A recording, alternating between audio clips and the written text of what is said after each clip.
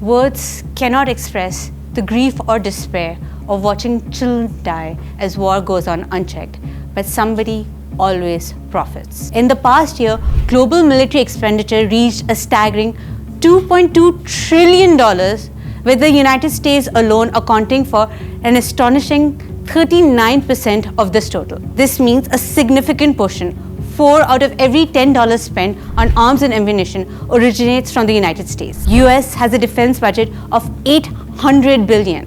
By contrast, Iraq has a military budget of just $5 billion. China is the second biggest military spender at 13%, followed by Russia at 3.9% and India at 3.6% in 2022. Israel's military expenditure comprises about 1% of the world's total, amounting to $23.4 billion.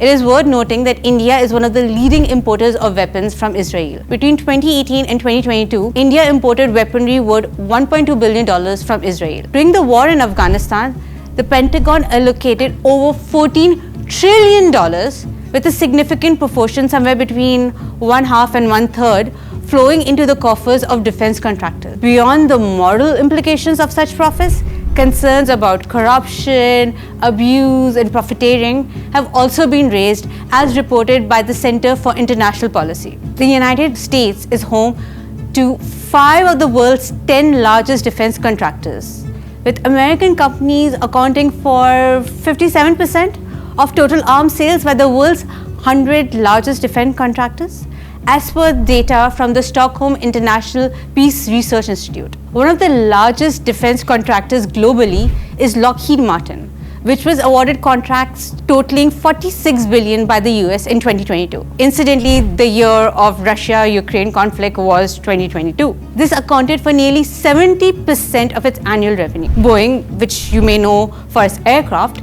secured a $3.1 billion contract from the US Navy in 2020. Boeing also exports anti-ship missiles to countries like India, Japan, South Korea, and Qatar. US-based Raytheon Technologies reported annual sales of $67 billion.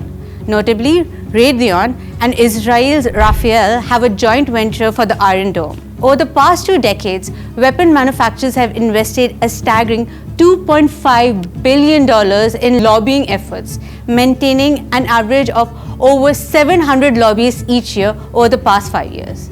This equates to more than 1 lobbyist for every member of Congress, as reported by the Washington Institute of International and Public Affairs at Brown University. In 2020, there were 200 defense companies lobbying the US federal government. The 5 largest spenders in 2020 were Lockheed Martin, Boeing, Northrop Grumman, Raytheon Technologies, and General Dynamics.